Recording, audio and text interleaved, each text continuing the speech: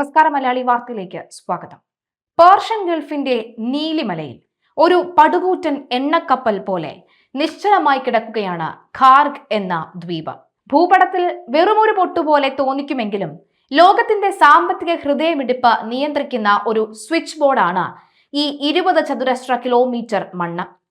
കടൽക്കാറ്റിൽ ഉപ്പിന്റെ ഈ ഗന്ധത്തേക്കാൾ കൂടുതൽ അവിടെ എണ്ണയുടെ മണമാണ്. ദശലക്ഷക്കണക്കിന് ബാരൽ കറുത്ത സ്വർണം ഭൂമിയുടെ ആഴങ്ങളിൽ നിന്ന് ഈ ദ്വീപിന്റെ ഞരമ്പുകളിലൂടെ ലോകത്തിന്റെ വിവിധ കോണുകളിലേക്ക് പ്രവഹിക്കുന്നു.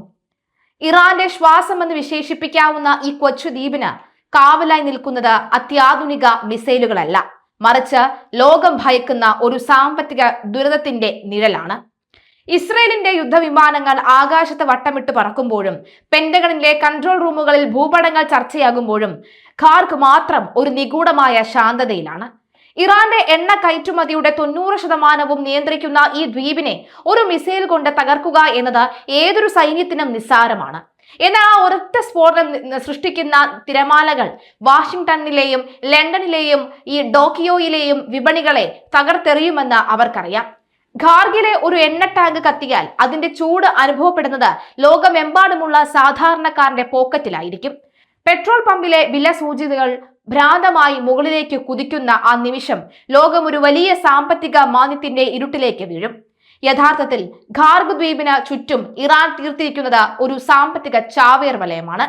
തങ്ങളുടെ നിലനിൽപ്പിന്റെ അസാധാരണമാണ് ഈ ദ്വീപ് ആക്രമിക്കപ്പെട്ടാൽ. ഹോർമൂസ് കടലിടുക്കിലെ ഇടുങ്ങിയ പാത ഇറാൻ ഉപരോധിക്കുമെന്ന് ലോകം ഭയക്കുന്നു. സമുദ്രത്തിലെ ആ ഇടുങ്ങിയ ഇടുക്കിലൂടെയാണ് ലോകത്തെ എണ്ണപ്പാടങ്ങളുടെ വലിയൊരു ഭാഗം കടന്നു പോകുന്നത്. ആ പാതയടഞ്ഞാൽ ലോകം ഇതുവരെ കാണാത്ത വലിയൊരു ഊർജ പ്രതിസന്ധിയിലേക്ക് അത് തുടക്കമിട്ടു. സൗദി അറേബ്യയുടെയും UAEയുടെയും എണ്ണക്കപ്പലുകൾ കടലിൽ നിശ്ചലമാകും. ഫാക്ടറികൾ അടച്ചുപൂട്ടും, വിമാനങ്ങൾ നിലത്തിറങ്ങും. ഇതൊരു യുദ്ധമല്ല, മറിച്ച് ആഗോളതലത്തിലുള്ള ഒരു ആത്മഹത്യാപരമായ നീക്കമായിരിക്കുമെന്ന് അമേരിക്ക തിരിച്ചറിയുന്നു.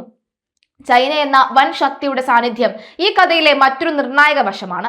ഇറാന്റെ എണ്ണയുടെ ഏറ്റവും വലിയ ഉപഭോക്താവായ ചൈനയെ സംബന്ധിച്ചിടത്തോളം ഖാർഗ് അവരുടെ ഊർജ്ജ സുരക്ഷയുടെ കേന്ദ്രമാണ്. അവിടെ വീഴുന്ന ഓരോ ബോംബും ബീജിങ്ങിനെ ചൊടിപ്പിക്കും. പശ്ചിമേഷ്യയിലെ ഒരു പ്രാദേശിക തർക്കം നിമിഷനേരം കൊണ്ട് വൻ ശക്തികൾ തമ്മിലുള്ള നേരിട്ടുള്ള ഏറ്റുമുട്ടലായി മാറാൻ ഈ ദ്വീപ് മതിയാകും. അതുകൊണ്ട് തന്നെയാണ് ഇത്രയേറെ പ്രകോപനങ്ങൾ ഉണ്ടായിട്ടും ഇസ്രയേലിന്റെ പോർവിമാനങ്ങൾ ഖാർഗിന് മുകളിൽ ബോംബുകൾ വർഷിക്കാതെ മടങ്ങിപ്പോകുന്നത്. ഒടുവിൽ ഖാർഗ് ദ്വീപ് വെറുമൊരു മണ്ണല്ലെന്ന് ലോകം തിരിച്ചറിയുന്നു. അത് ആഗോള രാഷ്ട്രത്തിലെ ഏറ്റവും വലിയ ചെക്ക്മേറ്റ് ആണ്. തോക്കുകൾക്കും മിസൈലുകൾക്കും മുകളിൽ സമ്പദ്വ്യവസ്ഥയുടെ അതിശക്തമായ ചങ്ങലകൾ ഖാർഗിനെ സംരക്ഷിക്കുന്നു. യുദ്ധകാഹളങ്ങൾക്കിടയിലും ആ ദ്വീപ് ശാന്തമായി തുടരുന്നത് അതിന്റെ കരുത്തുകൊണ്ടല്ല, മറിച്ചത് തകർന്നാൽ ലോകം താങ്ങേണ്ടി വരുന്ന ഭയാനകമായ വലിയ എല്ലാവരും ഭയപ്പെടുന്ന ഒരു വലിയ മാരകമായ ദുരന്തമുണ്ടാകുമെന്ന ഭയത്തിൽ തന്നെയാണ്.